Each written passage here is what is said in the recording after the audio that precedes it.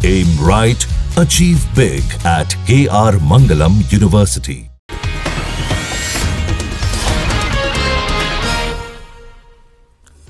भारत पर 50% टैरिफ पर अड़े हैं अमेरिकी राष्ट्रपति डोनाल्ड ट्रंप। कहा कि जब तक भारत पर लगाए गए 50% टैरिफ का मुद्दा हल नहीं हो जाता, कोई नई व्यापारिक बातचीत नहीं होगी। अमेरिकी टैरिफ पर पीएम मोदी का ट्रंप को करारा जवाब। कहा कि किसानों के हित के साथ कोई समझौता नहीं, चाहे मुझे इसकी व्यक्तिगत कीमत क्यों न चुकानी पड़े। पीएम मोदी ने कहा कि भारत के लिए किसानों का हित सर्वोपरि है। किसानों, मछुआरों और डेयरी क्षेत्र से जुड़े लोगों के हितों के साथ कभी समझौता नहीं होगा। अमेरिकी टैरिफ के खिलाफ भारत के साथ खड़ा हुआ है ब्राजील। राष्ट्रपति लूला ने पीएम मोदी से 1 घंटे की फोन पर बातचीत की। ट्रंप के टैरिफ को बताया एक तरफा और गलत। राष्ट्रपति लूला ने पीएम मोदी के साथ ट्रेड, डिफेंस, एनर्जी में मजबूत सहयोग पर चर्चा की। कहा कि ट्रंप के टैरिफ से सबसे ज्यादा प्रभावित भारत और ब्राजील है। भारत और अमेरिका के बीच टैरिफ विवाद पर इजरायल के पीएम बेंजामिन नेतन्याहू ने कहा कि इसे जल्द सुलझाना दोनों देशों के हित में होगा। भारत आने की भी जताई इच्छा। अमेरिका के साथ टैरिफ पर तनाव के बीच एनएसए अजीत डोवल ने की है रूसी राष्ट्रपति पुतिन से मुलाकात। कहा कि पुतिन का भारत आना तय, जल्द ही दौरे की तारीख का ऐलान होगा। एनएसए अजीत डोवाल ने रूसी security council secretary Sergei Shoigu के साथ डेलीगेशन लेवल की बातचीत की। दोनों देशों के बीच स्ट्रैटेजिक पार्टनरशिप को लेकर और मजबूती पर चर्चा हुई। अजीत डोवाल ने रूस के साथ भारत के संबंध को बताया ऐतिहासिक। Defence, energy, chemical and fertiliser sector में भी सहयोग बढ़ाने पर बातचीत हुई। सर्गेई शोइगु ने भारत को लेकर अपना बयान दिया। अमेरिका का नाम लिए बिना उन्होंने कहा कि रूस और भारत एक मल्टीपोलर वर्ल्ड ऑर्डर बनाने के लिए मिलकर काम कर रहे हैं। कनाडा में कॉमेडियन कपिल शर्मा के कैप्स कैफे पर दूसरी बार फायरिंग हुई। गैंगस्टर लॉरेंस बिश्नोई के गैंग ने सोशल मीडिया पर पोस्ट पर हमले की जिम्मेदारी ली। लॉरेंस गैंग ने सोशल मीडिया पर धमकी दी है कि अब घंटी नहीं सुनी तो अगला हमला मुंबई में होगा। मुंबई पुलिस सोशल मीडिया के पोस्ट की जांच में जुटी। बिहार के सीतामढ़ी में आज केंद्रीय गृह मंत्री अमित शाह दोपहर 2 बजे करेंगे भव्य जानकी मंदिर का भूमि पूजन। सीएम नीतीश कुमार और कई केंद्रीय मंत्री रहेंगे मौजूद। अमित शाह सीता की जन्मस्थली पुरोड़ा धाम में करेंगे विकास योजनाओं का शिलान्यास। सीतामढ़ी से दिल्ली के लिए अमृत भारत ट्रेन का भी शुभारंभ होगा। केंद्रीय मंत्री चिराग पासवान ने जानकी मंदिर भूमि पूजन को लेकर जताई खुशी। कहा कि हमारा सपना पूरा हुआ। बिहार में रिलीजियस टूरिज्म की अपार संभावनाएं हैं। बिहार में महागठबंधन 17 अगस्त से वोट अधिकार यात्रा की करेगा शुरुआत। 30 अगस्त को राहुल और तेजस्वी की मौजूदगी में पटना में ज्वाइंट रैली करने के बाद यात्रा।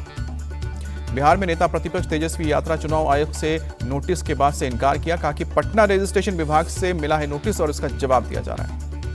तेजस्वी यादव ने चुनाव आयोग पर निशाना साधते हुए कहा कि एक ही जगह वोट डालने का दावा किया। कहा कि अगर 2 एपिक नंबर जारी हुए तो गलती किसकी है। चुनाव आयोग ने तेजस्वी यादव से एपिक नंबर की डिटेल मांगी है। नोटिस भेजकर 8 अगस्त तक दूसरी वोटर आईडी जमा करने का अल्टीमेटम दिया। बेंगलुरु में कांग्रेस की आज सुबह 11 बजे वोट अधिकार रैली। वोटर्स लिस्ट में हेराफेरी के खिलाफ कर्नाटक चुनाव आयोग कार्यालय तक करेंगे विरोध प्रदर्शन। कांग्रेस अध्यक्ष मल्लिकार्जुन खड़गे और राहुल गांधी होंगे रैली में शामिल। फ्रीडम पार्क में वोट अधिकार रैली को संबोधित करेंगे। राहुल गांधी ने बिहार में एसआईआर विवाद के बहाने चुनाव आयोग पर लगाया बड़ा आरोप। कहा कि बीजेपी के लिए वोटों की चोरी हो रही है।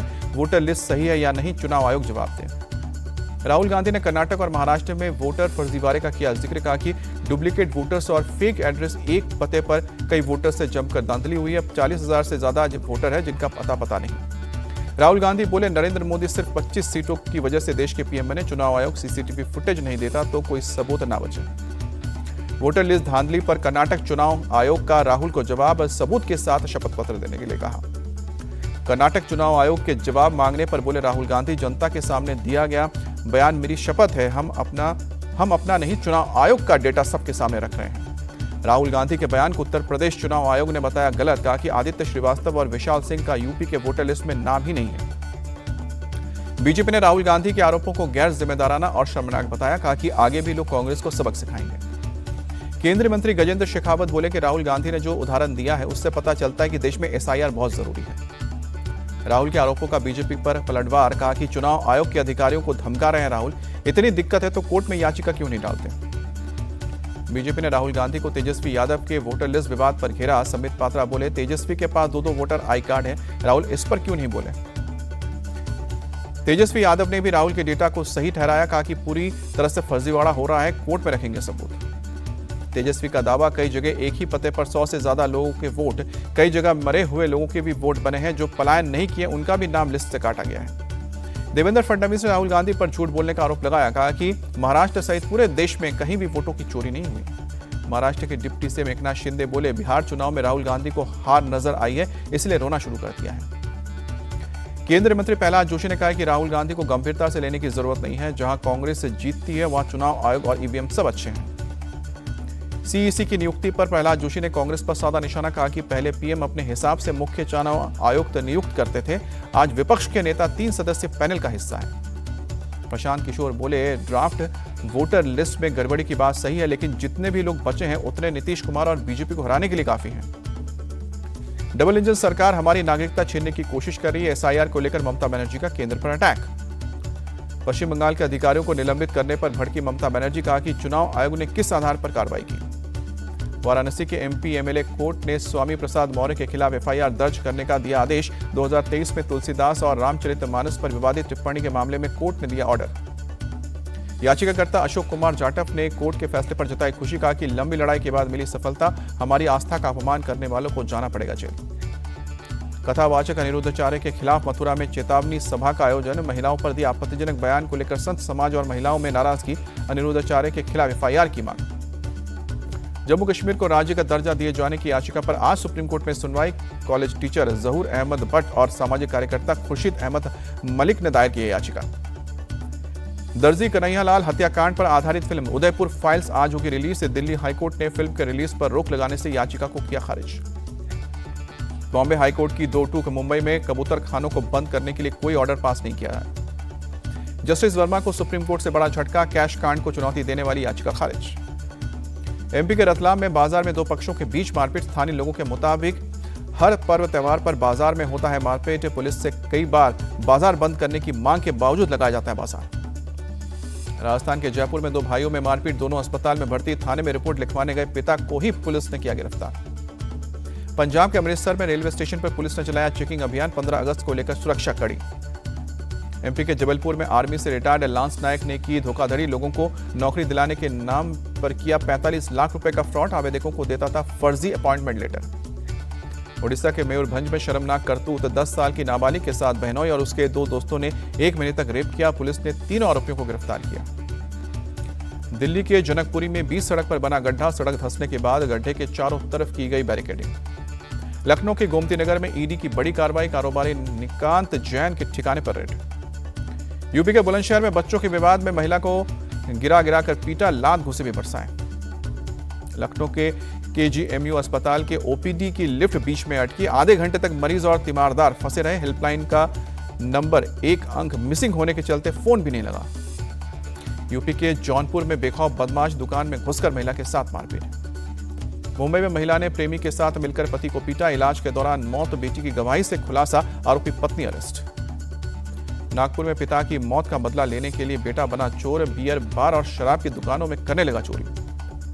महाराष्ट्र के बदलापुर में शराब पीकर हंगामा। नशे में धुत लोगों ने पान की दुकान में तोड़फोड़ की। दिल्ली क्राइम ब्रांच का एक्शन। टेलीकॉम कंपनियों की केबल चोरी करने वाले गिरोह का भांडाफोड़। 2 आरोपी अरेस्ट। बिहार के जमुई में 3 अलग अलग जगहों पर मिनी गन फैक्ट्री का खुलासा। पुलिस ने 5 लोगों को गिरफ्तार किया। बिहार के भागलपुर में बदमाशों ने 22 वर्षीय युवक की गोली मारकर हत्या की। आरोपियों की तलाश जारी।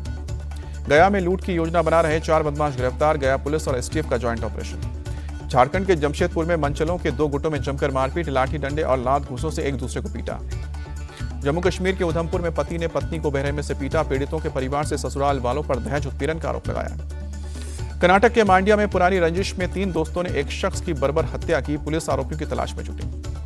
पंजाब में अमृतसर पुलिस को बड़ी कामयाबी। सीमा पार से हथियार की तस्करी के आरोप में 4 गिरफ्तार। 7 पिस्तौल जब्त। पंजाब को दहलाने की साजिश नाकाम। टास्क फोर्स ने तरन से एक आईडी बरामद किया। बम निरोधक दस्ते ने डिफ्यूज किया। दिल्ली में खतरे के निशान 204.5 मीटर के पार पहुंची यमुना। लोहा पुल के पास यमुना का जलस्तर 204.7 मीटर दर्ज। दिल्ली में यमुना के आसपास के निचले इलाकों में बाढ़ का अलर्ट जारी। हिमाचल और उत्तराखंड में लगातार बारिश के चलते हथनी कुंज बराज से लगातार पानी छोड़ा जा रहा है। उत्तराखंड के सीएम पुष्कर सिंह धामी ने अपनी 1 महीने की सैलरी आपदा प्रभावित लोगों के लिए डोनेट किया। आपदा राहत कोष में जमा करवाई सैलरी। दराली में 5 अगस्त को बादल फटने के बाद खीरगंगा नदी से बचकर निकले शख्स की पहचान हुई। गंभीर रूप से घायल सत्येंद्र पवार फिलहाल उत्तरकाशी के अस्पताल में। उत्तराखंड के गंगननानी में बीआरओ में बना रही है बेली ब्रिज। 5 तारीख को आए सैलाब में टूट गया था गंगननानी पुल। ब्रिज बनाने का काम लगभग खत्म। 48 घंटे में चालू हो जाएगा। उत्तराखंड के पीपल कोटी में सड़क पर भरभराकर गिरा पहाड़ का मलबा, लैंडस्लाइड होते ही मची अफरा तफरी, लोग गाड़ियों से निकलकर जान बचाने के लिए भागे। वाराणसी के रिहायशी इलाकों में भी भरा पानी, सड़कों पर जल जमाव से आवाजाही मुश्किल हुई, शहर के कई इलाके डूबे। यूपी के चंदौली में गंगा नदी का जलस्तर बढ़ा, कई इलाकों में बाढ़ के हालात, रिहायशी इलाकों में भरा पानी। चंदौली के बाढ़ से लोगों को पलायन करने के लिए मजबूर होना पड़ा, पशु और जरूरी सामान को लेकर ऊंचे बांधों पर अपना अस्थायी ठिकाना बना रहे हैं। यूपी के संभल को सीएम योगी आदित्यनाथ की बड़ी सौगात, 546 करोड़ की 220 परियोजनाओं का लोकार्पण और शिलान्यास हुआ। संभल में बच्चियों ने सीएम योगी की कलाई पर राखी बांधी, मुख्यमंत्री ने तोहफे में चॉकलेट दी। छत्तीसगढ़ के सीएम ने की अनुसूचित जाति विकास प्राधिकरण की बैठक, बजट को 50 करोड़ से बढ़ाकर 75 करोड़ किया। नेशनल हैंडलूम डे पर कृषि भवन में लगाया गया स्टॉल, केंद्रीय मंत्री शिवराज सिंह चौहान ने स्टॉल पर जाकर कपड़ों की कारीगरी को देखा। राज्यसभा के सांसद कमल हासन पीएम मोदी से मिले, कहा कि तिलाडी की सभ्यता को मान्यता देने समेत कई मांग रखी है। नागपुर में स्टूडेंट्स ने बनाई 34 फीट चौड़ी और 44 फीट लंबी rakhi, colonel Sofiya Qureshi, wing commander Vyomika और ग्रुप कैप्टन शुभांशु शुक्ला को समर्पित की। जम्मू कश्मीर के पुंछ में छड़ी मुबारक यात्रा पहुंची श्री बूढ़ा अमरनाथ, यात्रा को लेकर किए गए थे सुरक्षा का पुख्ता इंतजाम। भारत दौरे के लिए ऑस्ट्रेलिया ए टीम का ऐलान, इंडिया ए और ऑस्ट्रेलिया ए के बीच 2 टेस्ट 3 वनडे मैच की सीरीज खेली जाएगी। लखनऊ के इकाना स्टेडियम में टेस्ट और कानपुर के ग्रीन पार्क में वनडे। एशिया कप से पहले घरेलू क्रिकेट खेलेंगे शुभमन गिल, दिलीप ट्रॉफी में नॉर्थ जोन टीम की कैप्टनसी करेंगे। श्रेयस अय्यर की होगी भारतीय टीम में वापसी, एशिया कप और वेस्टइंडीज के खिलाफ घरेलू टेस्ट सीरीज से मिल सकता है मौका।